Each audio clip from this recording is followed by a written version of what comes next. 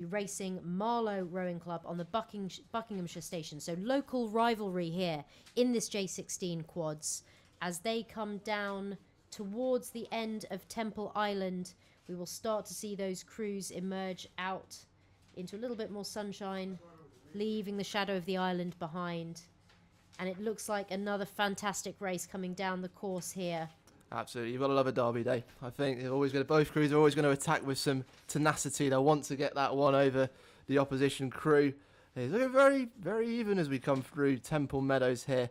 Had some really good races in these events in the semi-finals. Earlier today, Henley beat Surbiton High School by 2.5 lengths in 5 minutes 14.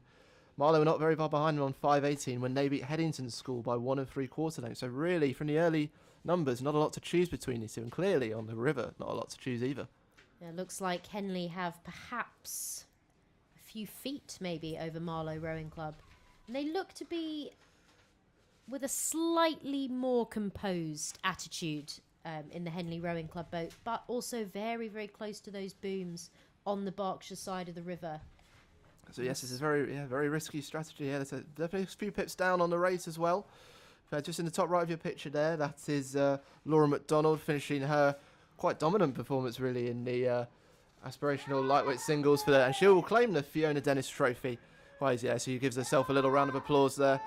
And then we're just going to return to this race as the crews come past. We'll probably hear the crowds cheering now, and this is really Henley really starting to stretch out now. Marlow seem to have lost that early pace that they picked up at the start, and it looks like Henley could even lengthen on from here. Yeah, looks like about a canvas at the moment to the crew from Henley Rowing Club. But just as you said, they are starting to stretch out now with every single stroke. You can just see the puddles coming off their spoons, pushing back down towards the umpire's launch, following them behind. Absolutely. Henley will be having a great time on their home waters today. They're in about 3 finals today. I think so we'll see a lot more of them this afternoon. Yeah, there's been some fantastic performances today from Henley Rowing Club. So, like you said, we'll be seeing them in several finals that will come down the track later on this afternoon.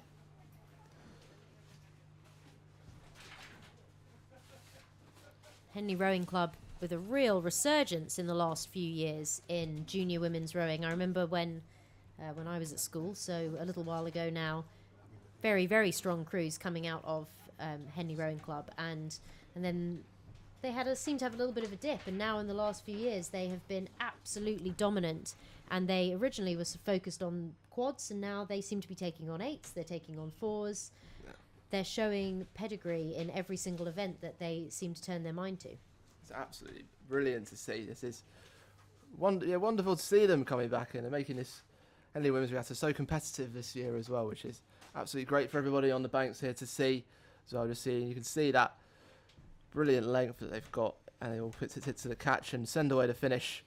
Really lifting the boat out of the water as well, which is so important in quads as well. It's some of the fastest boats around that you've got here, bear in mind. And of course, don't forget these are J16 scullers that we are watching here. And it's quite incredible. You read my mind there. I was just looking at them and thinking that they look incredibly accomplished, not only in their technical skills, but in their craftsmanship and their race awareness. They are both crews racing fantastically. Henley has not at all broken that Marlow crew. Marlow are hanging right on their tail, and both crews racing very aggressively as they move down into the middle part of the race. Absolutely, yeah. We're looking to get one over their local rivals, as we said. As coming into this final third, this is where it's really going to get interesting. We'll see if Marlow can push it up another gear to challenge at the finish.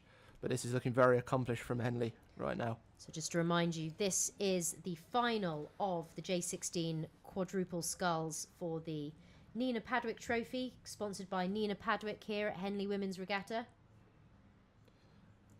And actually, in that latest shot, it looks like Marlow may have just crept back up a little bit onto Henley Rowing Club. Oh, wow, this is getting very exciting now. Yeah, it looks like they have made their move. That rate's certainly gone up. They're trying to get the blade in the water. Henley look like they've responded as well. This is going to be really interesting up to the finish line. We're coming up now.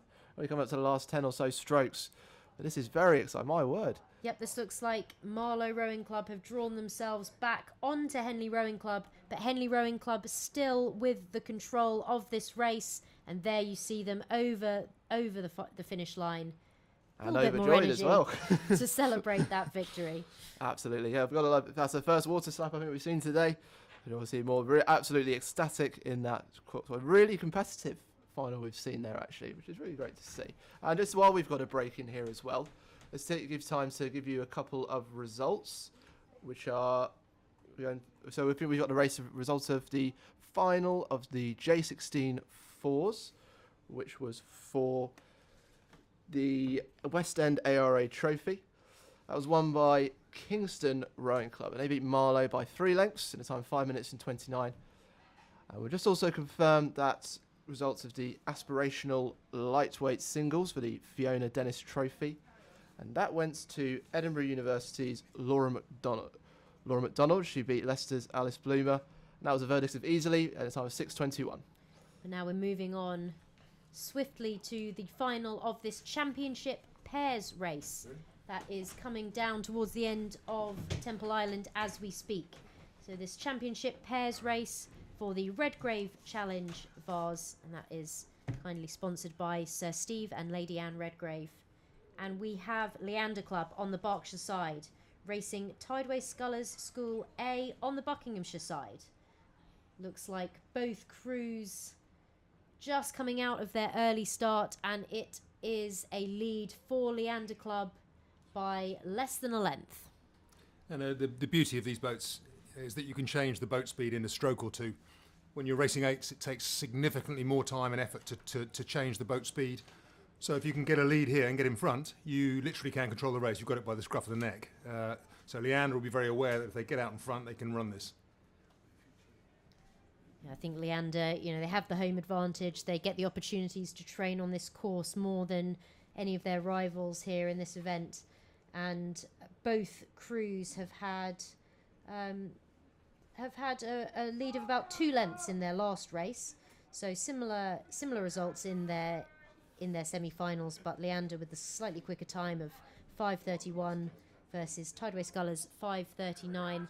And that does seem to be just about showing now, but you might be able to hear actually in the background as they come past our commentary box, the Leander crew being warned continuously by the umpire. They have, I would say, a few feet of clear water at the moment, and they look now to be responding to that warning and moving back onto their station. Yeah, Tideway Scullers perilously close to that boom on the far side as well. Inches off the end of that blade, that's all. They need to move back in there. They are now responding and moving back towards the centre of the river. One clip of that blade on the boom and that's your race over in a pair. You really are in trouble. So it's very important in these coxless boats to try and maintain that straight, steady course. Well, whilst I would usually agree, actually, I think it was 2010 when Zoe Lee, who was the stroke of the Rio Women's 8, and Lenny Kennedy, another international rower, actually raced in this event, the championship pairs, and they did clip the boom, and they went on in that very same race to set the course record. Did they? Yes, they did. But a fantastic race here again from these two pairs racing for the Redgrave Challenge Vase, and it is Leander with control of this race.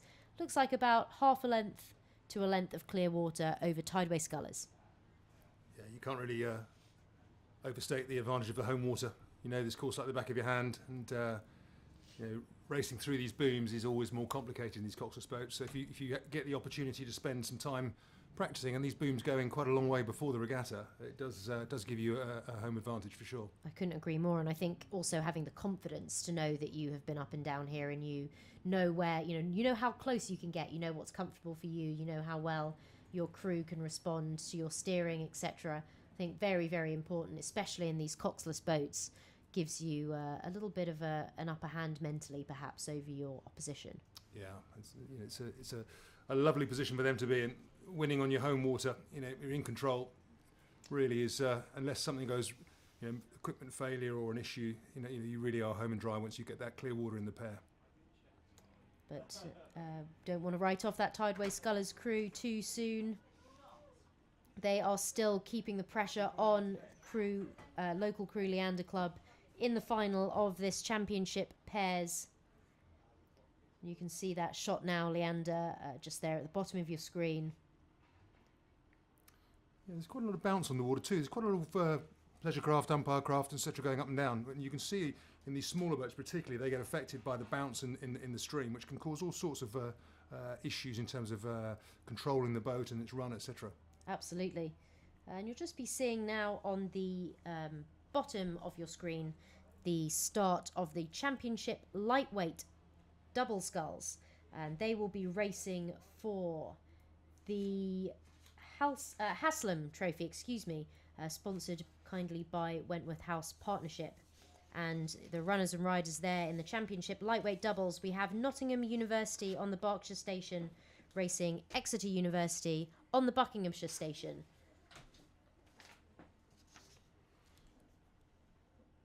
So Exeter looks like they've had a bye through the competition. It's a fairly small field for this Champ Lightweight Doubles. Nottingham came through against Cole Porters on Sunday morning. So perhaps Exeter will have a little bit more gas in the tank at this stage.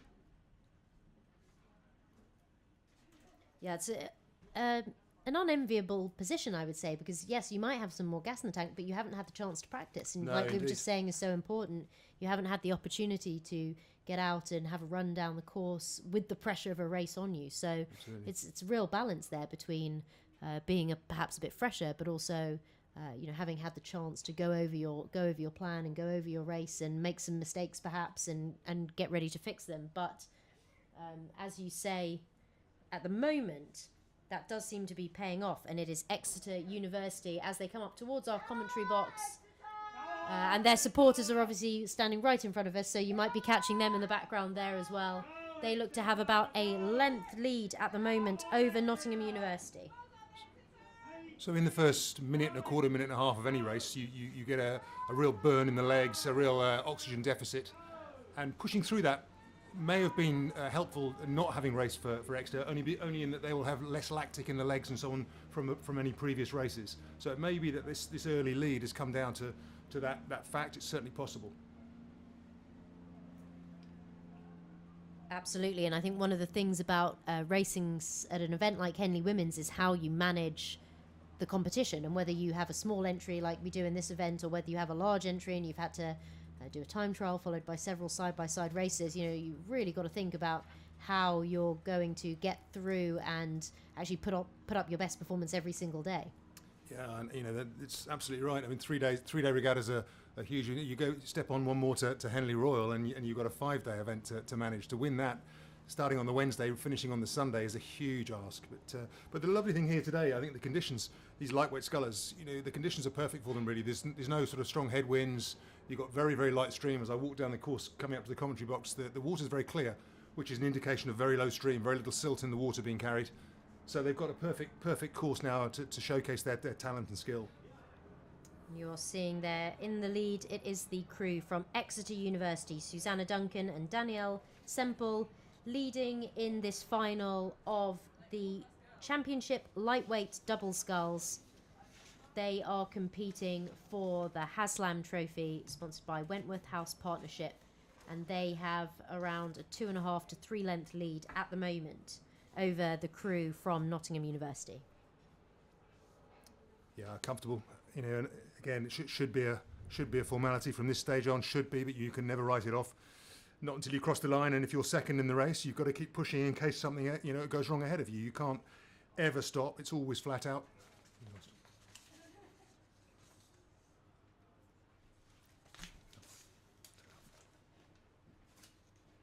So yeah, now Exeter reaching out. They've dropped the rate a little, just enjoying the ride home. Very long, relaxed. They did all the early work, broke the back of the opposition, and now it pays dividends. They've got the time, relax and enjoy. And just while this Championship Lightweight Doubles race is going on, we'll just very quickly bring you the previous 2 results. And the J16 Quadruple Sculls for the Nina Padwick Trophy, sponsored by Nina Padwick. It was a win for Henley Rowing Club over Marlow Rowing Club, just half a length in a time of 5:12. And then in the race immediately afterwards, in the Championship Pairs for the Redgrave Challenge Vase, it was a win for Leander Club in a time of 5:35, 2 lengths over Tideway Scullers School.